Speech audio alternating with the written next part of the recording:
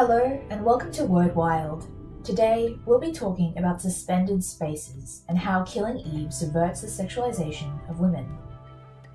In 2018, BBC America's Killing Eve was a breakout hit, cleaning up in list after list of critics' best shows of the year. If you're here, you've probably already seen it, but if you haven't, it follows a game of cat and cat between a bored MI6 desk jockey and a flamboyant, creative young assassin as they chase each other across Europe, falling deeper into a mutual obsession. Killing Eve has enjoyed universal acclaim for its phenomenal performances, adroit balance of dark themes and relatable humour, queer representation, and reinvigoration of the spy thriller genre. But today, we're going to talk about one thing I think really makes Killing Eve stand out, particularly in the landscape of prestige TV. Despite being a show that is, in many ways, about sex, its female characters are never commodified and are instead positioned to navigate the object-subject dynamic of on-screen sexual relationships with unprecedented agency. Whether you're tracing it back to the internet, streaming services, or a general relaxing of social taboos, it's inarguable that we're seeing a rise in the sexualization of contemporary media. For example, out of the top 15 of IMDb's currently best-ranked series of all time, 12 are live action, and of these 12, 7 show explicit nudity or graphic sex, and all 12 have sex scenes. Now, I'm not here to say that this is necessarily a bad thing. It's not. But we can't ignore that many of these scenes have pretty problematic portrayals of women, and when we're aware of the substantial influence our entertainment culture can have on our real-life behaviors, it's important to interrogate why we construct our female characters this way, and whether we should. Essentially, there are two major concerns around the sexualization of women in media, and though they may at first seem like opposite ends of a spectrum, I prefer to think of them as complementary. On one hand, we have Laura Mulvey's theory of the male gaze. When this was introduced in 1975, it was hugely influential, and today still underpins a lot of popular opinion. Mulvey tells us that the language of film has been developed around the idea of a heterosexual male viewer, or spectator, and depictions of the on-screen world are framed accordingly.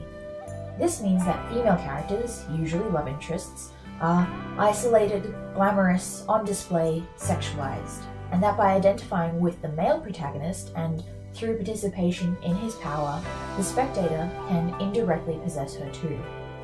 Here, the active subject, the one who is doing the looking, the fantasizing, the possessing, is the man. The passive object, the one being looked at, fantasized about, possessed, is a woman. Stratton adds that sometimes this lens can escalate to a level of fetishism that actually impedes the narrative. That is, directors might sacrifice the best version of their work and instead bend over backwards to include images of women they have objectified for their own sexual enjoyment.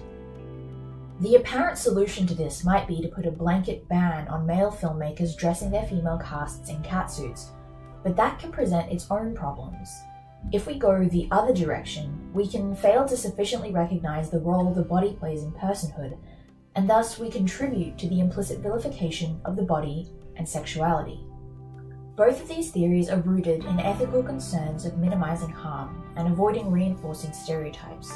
That is, we want to disrupt conventions that show women as either only sexual or entirely asexual because both can have a negative influence on how women are viewed in wider society and culture. So, do we allow women to be looked at? Or do we forbid this looking? Actually, there's a third option. As Jackie Stacey tells us, we can represent women as the active bearers of the look. Here, the gaze doesn't belong to men, but to women. Horror, a close genre sibling to Killing Eve's thriller, was the first kind of narrative to give women the capacity to be sexual subjects on screen, to look. However, this wasn't an attempt to be progressive so much as it was an opportunity to reinforce patriarchal frameworks. The women in these stories are punished narratively for having agency.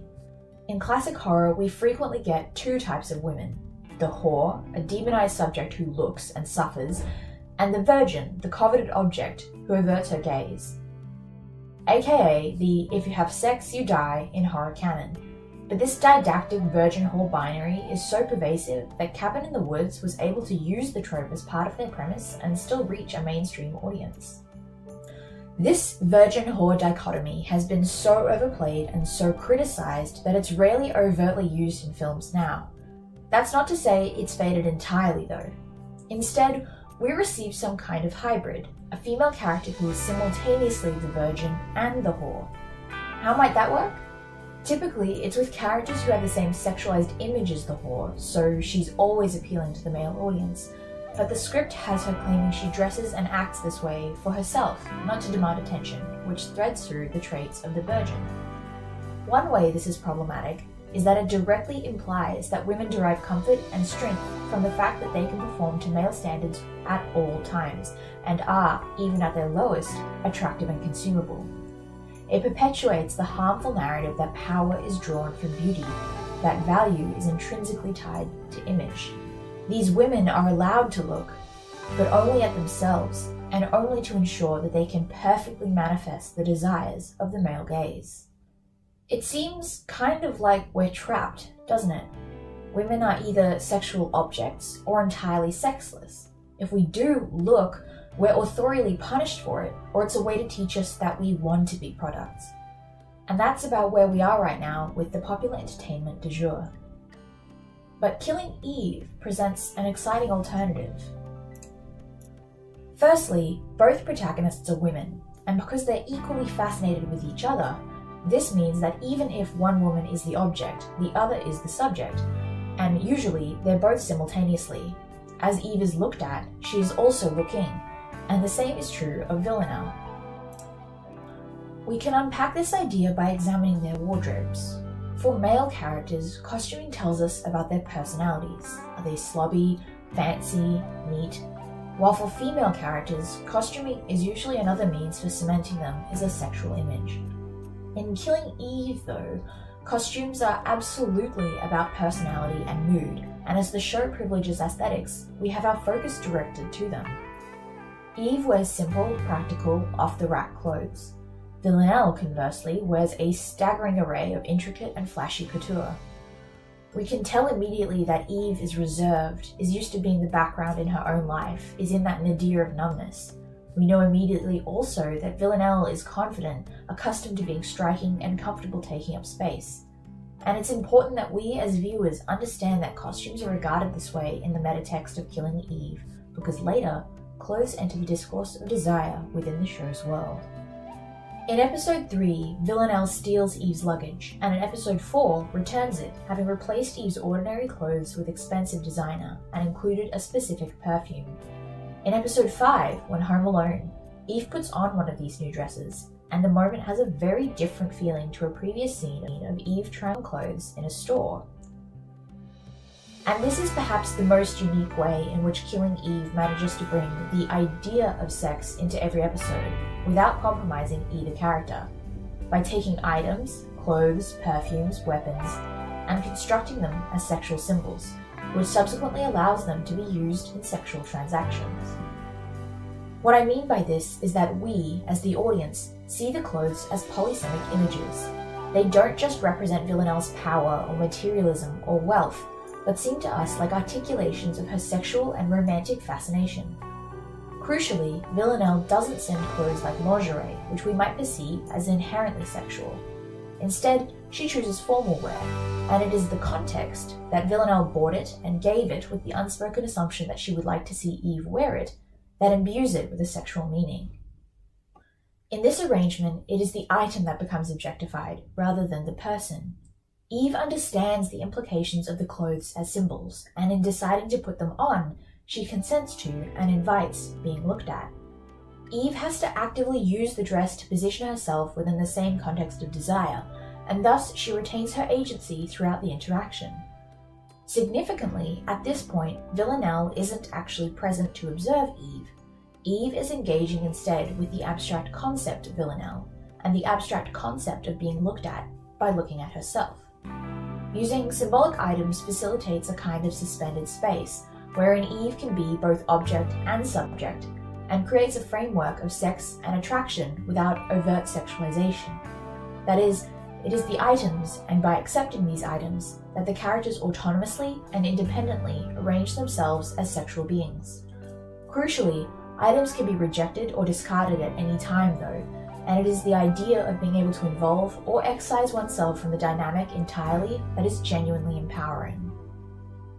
This exchange relies on an understanding of this exclusive symbolic language, which minimizes performativity. To an uninformed observer, it would simply appear that Eve is wearing a different dress. The clothes themselves are not essentially sexual, but representative of sexual interest and intent. The audience is able to witness these women make choices to participate in fantasy, to assume roles within a sexual transaction without reducing themselves. These items accessorize, reveal, or exemplify the characters without overwhelming or owning them. We have the tension and thematic undertones of sex without ever becoming spectators or possessing either woman. The integrity of this suspended object-subject paradigm persists even through the fourth wall. Killing Eve is also aware that it's the exception, not the rule. It's not ignorant of the increasing sexualization of our media. Rather than shrug it off though, Killing Eve comments on it by transforming it into a tool. Villanelle uses ideas of innocence and promiscuity to manipulate men. Adjusting her voice, body language, and appearance best exploit their underestimations of her. But again, the show doesn't see this as an opportunity to lampshade, to put a semi-nude Villanelle on screen and insist it's girl power. Instead, it highlights how quickly she can assume and discard these superficial characters she plays, and emphasizes that she's taking advantage of their assumptions, not agenda. We also see her curate accents and languages. Will she be better received if she sounds French? Will her subject be more willing to talk if she speaks Russian?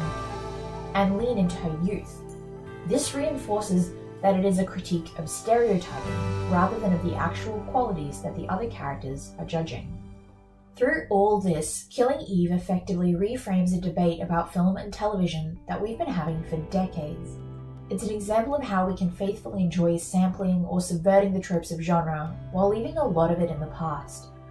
As a psychological thriller, Killing Eve could have easily borrowed from the archives of virgins and whores and claimed it as an homage, or just taken the new hybrid of the two with the simple argument that it's the best that can be done, that pleasing everyone is impossible. It could have made these efforts, but still ultimately punished its women for not conforming, allowing the push forward but tugging the leash at the last second and cruising into that universally commercially palatable territory. But it didn't. So what can we learn from Killing Eve? I think one of the biggest takeaways is that when we argue about overly sexualized or objectified women in entertainment, the "you can't censor and take sex out of adult media" defense doesn't fly as rebuttal, because Killing Eve proves we can have adult content that's thematically and visually about sex, but allows women to exist on their own terms, to inhabit object-subject status on those terms. And it's worth remembering how potentially significant even a few other shows learning that lesson could be. As I said earlier, television and film have a massive influence on our culture, and culture defines how we act and react. If more of our media were to portray women and sex while prioritizing issues like consent and agency, then we might find political and social tides shifting to reflect that. It's an ideal, to be sure, but Killing Eve is taking steps towards attaining it. It's constructing the world it wants and arguing through its own existence that it's not just possible, but maybe closer than we thought.